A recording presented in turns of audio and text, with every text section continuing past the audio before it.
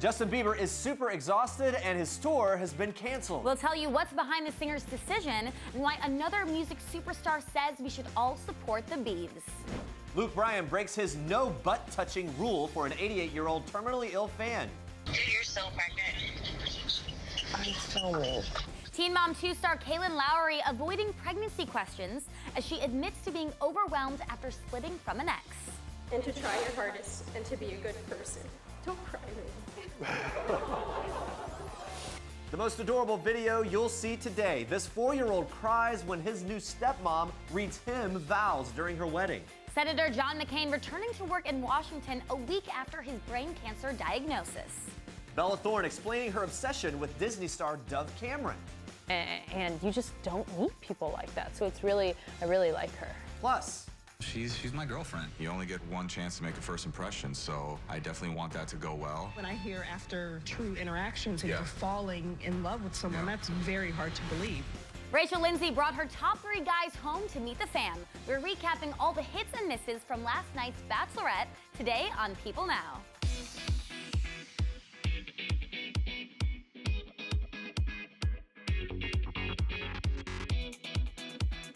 Happy Tuesday, Facebook Live and People.com. Welcome to People Now. A lot to get to today, guys, including details on the wedding Mary-Kate and Ashley Olsen served as bridesmaids in. We're going to be breaking that down soon.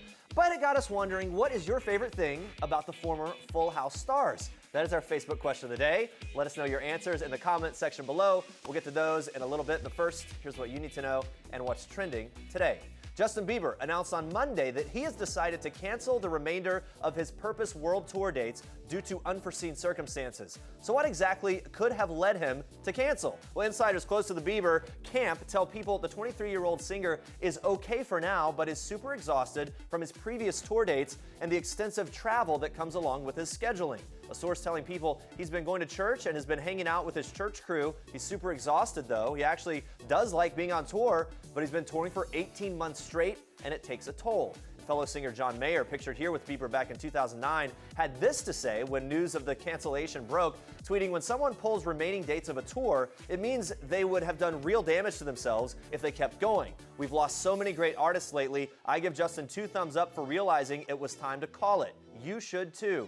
However, a lot of fans are disappointed with Bieber's decision and airing their grievances on social media. One fan tweeting, "Justin, why? Why did you do it? Why did you cancel your tour? I was supposed to see you the 23rd. Another fan tweeted this gif of Anthony Anderson and said, "Sleeping at night knowing Justin Bieber canceled his tour." And a fan with tickets to an upcoming show tweeted in all caps, "I don't want my money back. I just want to see the love of my life," with 2 broken heart emojis. We hope Justin's doing okay. Stay on People.com for more on this story as it develops. Now watch this. Like, I'm so tired. Dude, you're so pregnant. I'm so weak. Sorry, Cailin, but it couldn't stay a secret forever. We all know by now that Teen Mom 2 star Caila Lowry is expecting another child, but on Monday night's episode, the mom of 2 clearly did not want to address the fact that she was pregnant. While filming for the MTV reality series, Lowry FaceTimed her friend and complained about her feeling under the weather. This led to the friend accusing her of being pregnant, and though Lowry didn't appear fazed by it, she did make a point of saying with clenched teeth, quote, "I'm filming," and the conversation quickly ended. Thankfully for Cailin, the cat's already out of the bag. In other Teen Mom 2 news, Brianna DeJesus contemplated putting her baby up for adoption following her boyfriend Lewis's cheating. The reality star opened up to her mother and sister on Monday night's episode about Lewis, saying she spent 3 hours on the phone with the woman that he had an affair with. Later on, DeJesus spoke to Lewis privately, letting him know she was no longer interested in carrying on a relationship with him and admitted that she didn't have an interest in co-parenting with him, believing that her baby deserved a whole family. DeJesus also asked Lewis about the possibility of putting their child up for adoption, but Lewis was blatantly against it, telling her she can, quote, "end that conversation right there." Hey guys, now we move on to this. Some sad news from Real Housewives of Atlanta star Kenya Moore.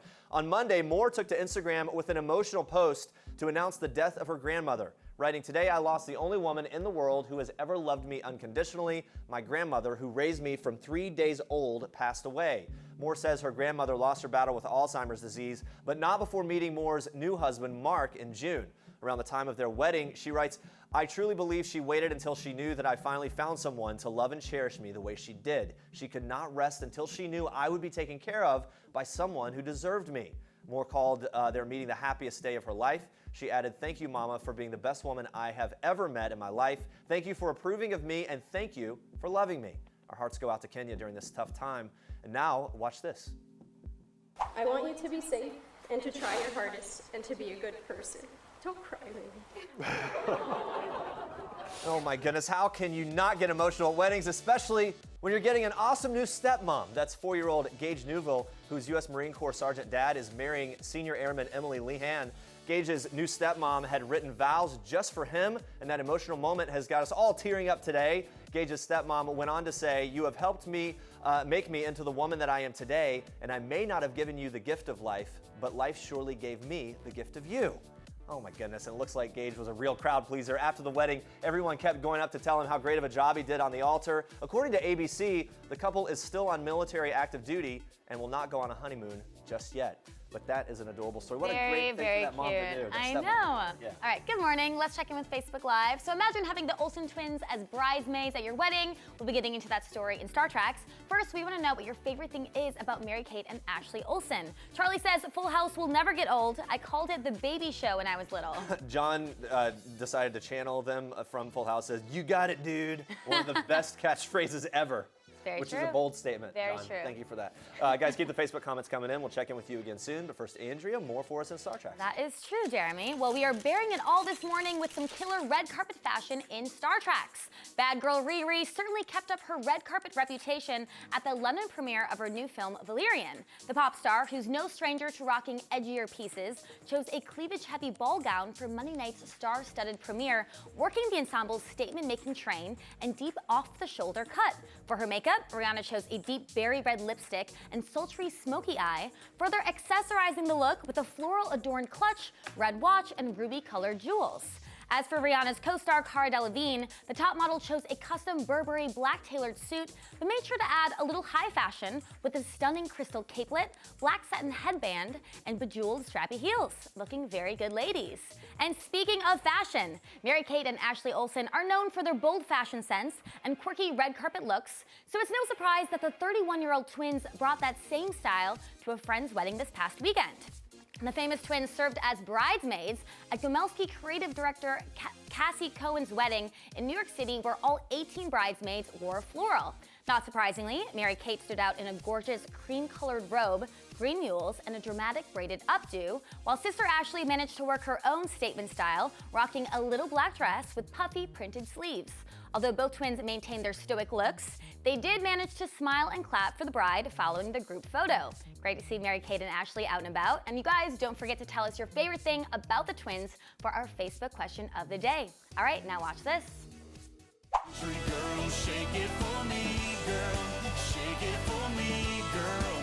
Shake it for me. Yeah, shake it. Luke Bryan, the country superstar, finally broke his no butt touching rule for an 88-year-old terminally ill fan before his concert in Kansas City, Missouri. Frances Stanaway of Chesterfield, who was wearing a custom t-shirt reading "Shake It For Me, Luke," had the night of her life when she was granted a special meet and greet with Bryan, who worked with Stanaway's Crossroads Hospice and Palliative Care to make the special gathering possible. Stanaway telling local news outlet KSHB41, "I like the way he keeps up with his music. I like all the songs." She also finds the singer very attractive, responding, "Oh heavens yes," when asked if he is handsome. According to the 88-year-old superfan's daughter-in-law, she had the time of her life. By the way, it turns out Luke Bryan's booty has become so popular with his fans, he's actually had to start a no-touching policy at meet and greets. So crazy, but we are glad that he made an exception for Frances. All right, guys, so what is behind former Disney star Bella Thorne's love for fellow Disney star Dove Cameron? Fans went wild for Dove in Descendants 2 when it premiered last week, pulling in over 13 million viewers across 6 networks. But Bella and Dove have seemingly had a thing for each other for a while now, fans tracking along with their fun, flirtatious friendship on Twitter. Bella had this to say about Dove. Watch.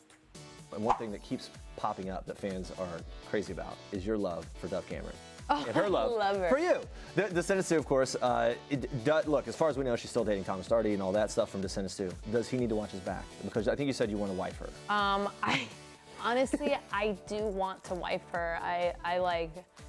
She's just so beautiful. What's behind the obsession, Bella? And talented. What is it? And like she's funny and like, you know, she has this like beautiful like angelic image that's just like so like, oh, love. Like it totally goes with her name. And then you meet her and that girl is down. She's so cool, talks with a lower register voice like me. I don't meet many girls like that, so that's cool. So you kind of bonded over the lower voice? Yeah, and she's just like so chill and like open, you know, and you just don't meet people like that. So it's really, I really like her. I mean, what's not to like? All right, now watch this. So obviously, Dance Moms, big part of your life. Now Cheryl Burke is coming in for this next season. How do you think she's going to do? I have no clue. I guess pretty good. Okay. She's a good dancer, so I'm actually really excited. I haven't even seen an episode of Dance Moms, so maybe I will watch it because I want to see what they're up to now. Any words of advice for Cheryl as she steps into that world of Dance Moms? I would say be nicer to the girls because we get annoyed a lot with our dance teachers that yell at us and we don't want to listen to them sometimes. Yeah. But if she's nice, I guess we'll listen to her. Partner was pulled and Nia was put in. Really appreciate it. Stop, honey, don't stop. Well, I was yelling at everyone. You've been off Dance Moms for a while now. As you look back to that, is there sort of a favorite memory, something you miss the most about that phase? I would say all the girls. It was so much fun dancing with all of them. And I loved competing, but it was a lot of pressure. So I don't really compete anymore, but it's still super fun to dance.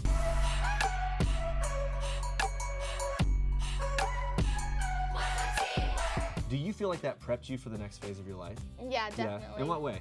I think it built my confidence up a lot because I've always had someone screaming at me or telling me what to do or telling me what to be, but I feel like that has definitely boosted my confidence because I chose not to listen to her, and now I choose not to listen to the haters or anyone like that, so which is awesome. That's former Dance Mom star Mackenzie Ziegler blocking out them haters. The 13-year-old rising star has a lot going for her these days. A new dance-inspired back-to-school line with Justice, a brand new song and music video, a national tour with YouTube star Johnny Orlando, and yes, she's only 13. So when Mackenzie stopped by the People Now studios, we had to find out how she unwinds during her time off. Well, turns out visits to Sia's pool and third-wheeling big sister Maddie are all a part of it. Watch.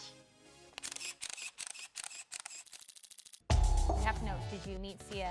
What was that like? Yeah, well, we always go over her house and swim and stuff, so it's really fun. She's super sweet. I like how you say that so casually.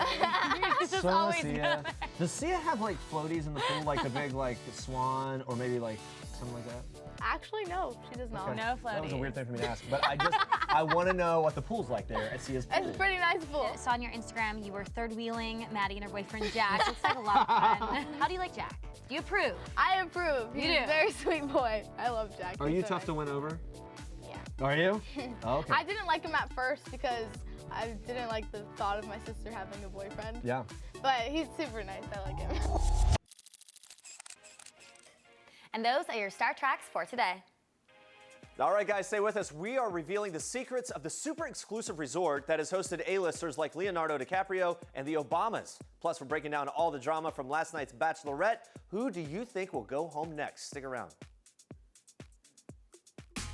This is Jennifer Aniston, who told people her beauty secret. It's called water. This is Julia Roberts, who confessed her $1 million beauty treatment. It's called sleep. This is Courtney, who escapes to the spa. And Michelle, who swears by good lighting. And this is Beyonce, who woke up like this. These are people's insider trading tips to beauty from the world's most beautiful people. The details make the story. Don't miss this week's People.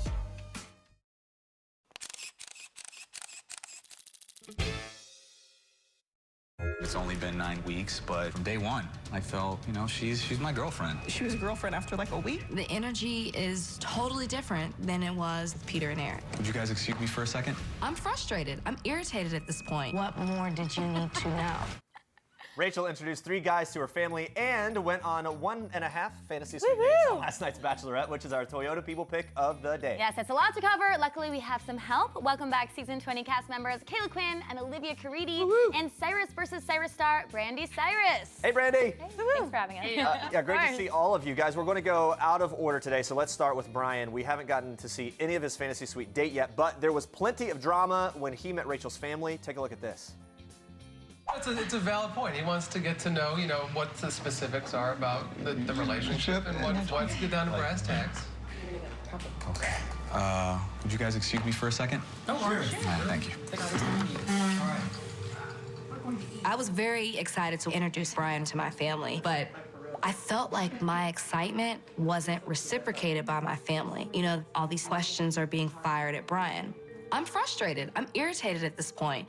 I feel like she was so excited to bring him home. And He's then out of there. I know. Brandi, was Rachel's family too hard on Bryan here?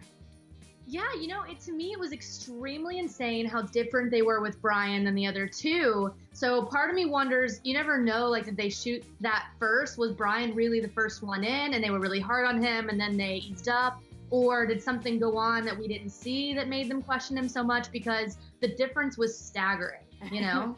What did you think, Caila, of this whole thing? I thought, you know, Rachel is her mother's daughter. Everything her mom was saying made her more insecure and felt like she had to defend him, and so I just think they're so similar that she just got really sad that everyone was against him. I think that, there was definitely a lot of kind of going at him. Olivia, do you think Rachel is second guessing Bryan at all now, or did this just sort of push them closer together, like they've been through it together now?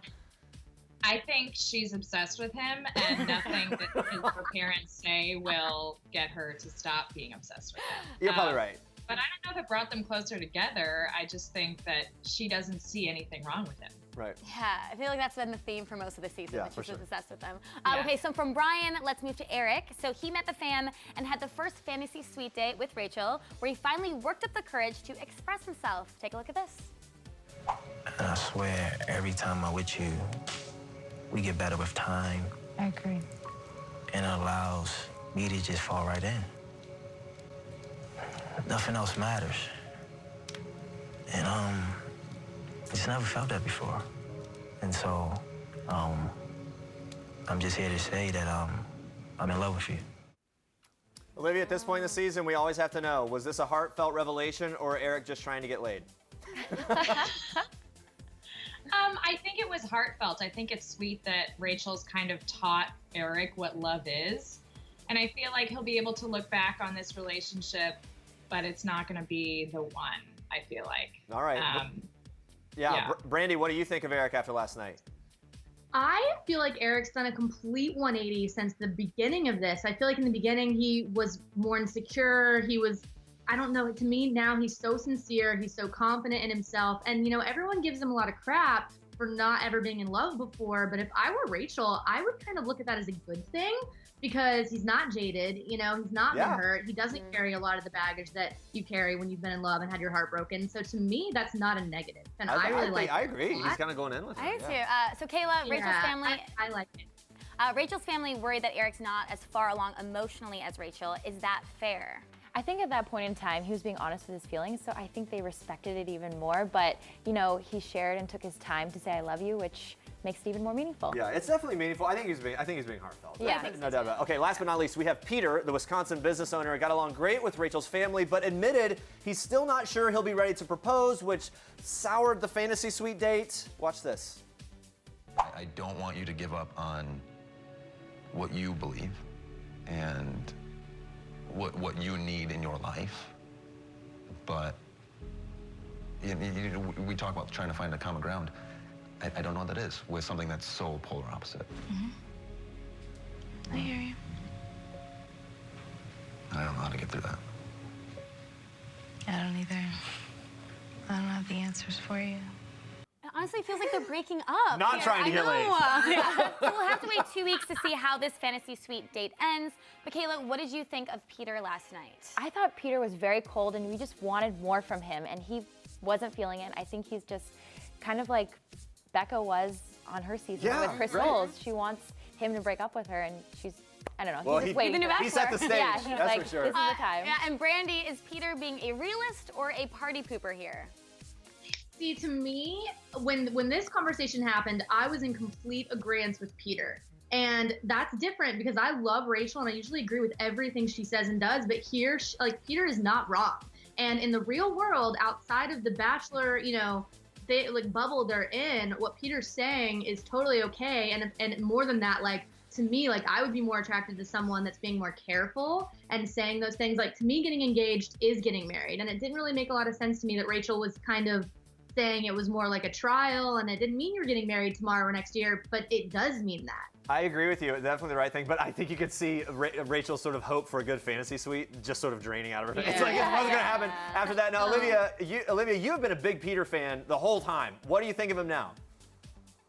I think he's very cold. I want more out of him, and I'm not getting it. I think he wants to be the Bachelor. I think he's very smart.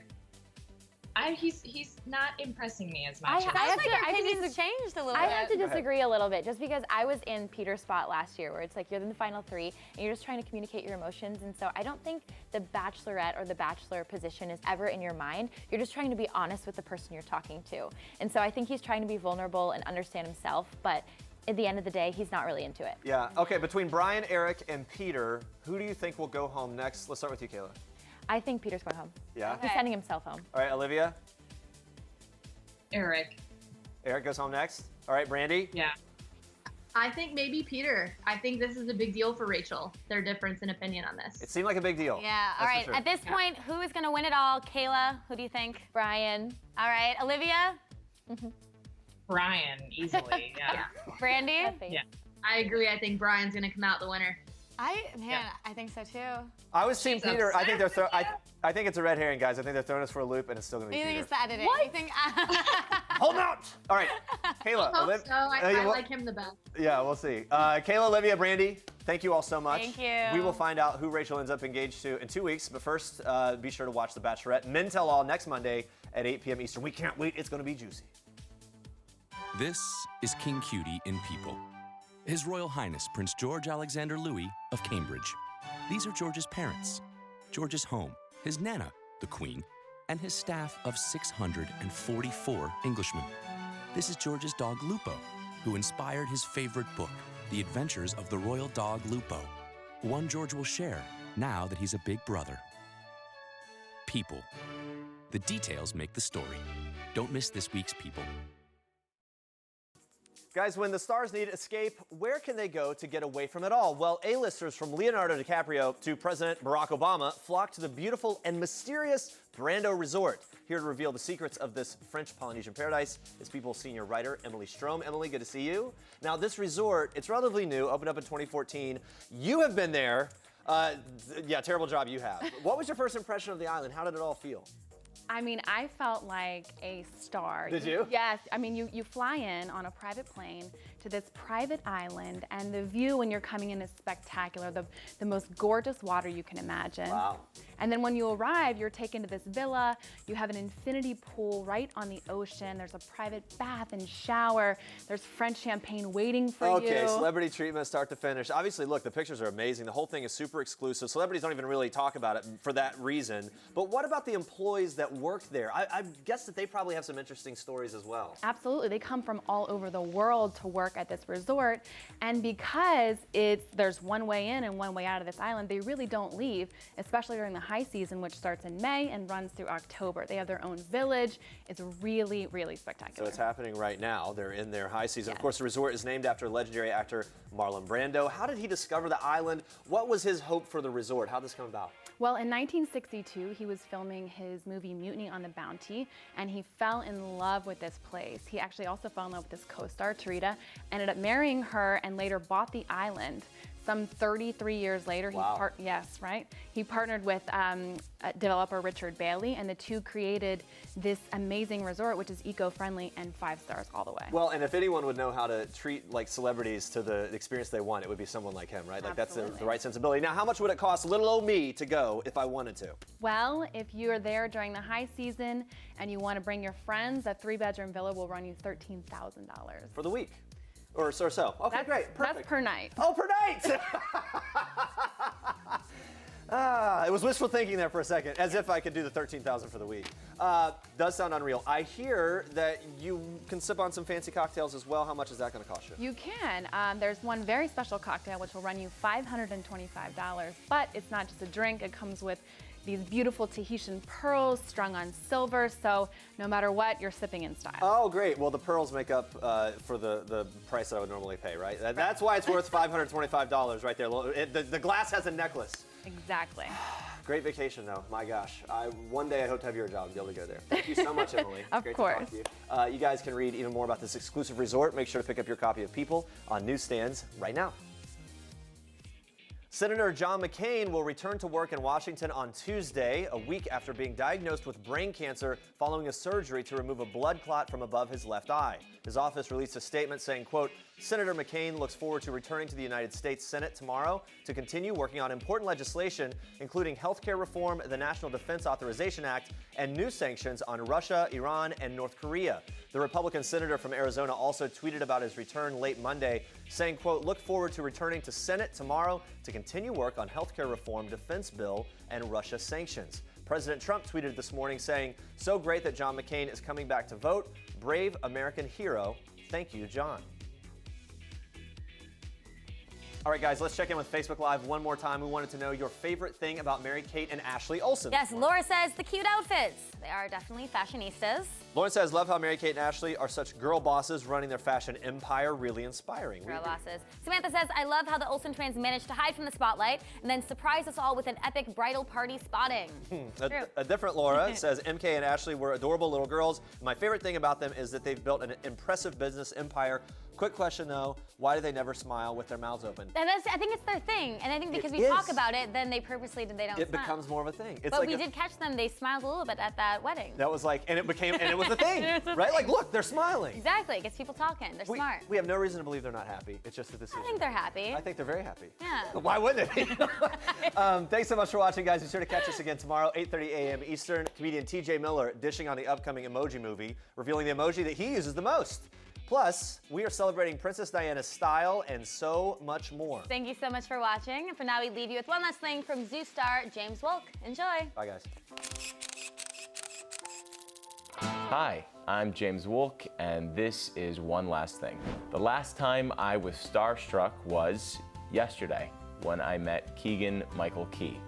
I had loved all of his Funny or Die comedy skits, and I ran up to him like a super fan and told him that he was amazing. The last song stuck in my head was It's a Big World, which is actually a baby song, which is the song I sing to my son. And it's unfortunately the only song in my head right now, but it's a beautiful song, so there you go. The last show I binge watched was Stranger Things. I love that show. I thought it was fantastic.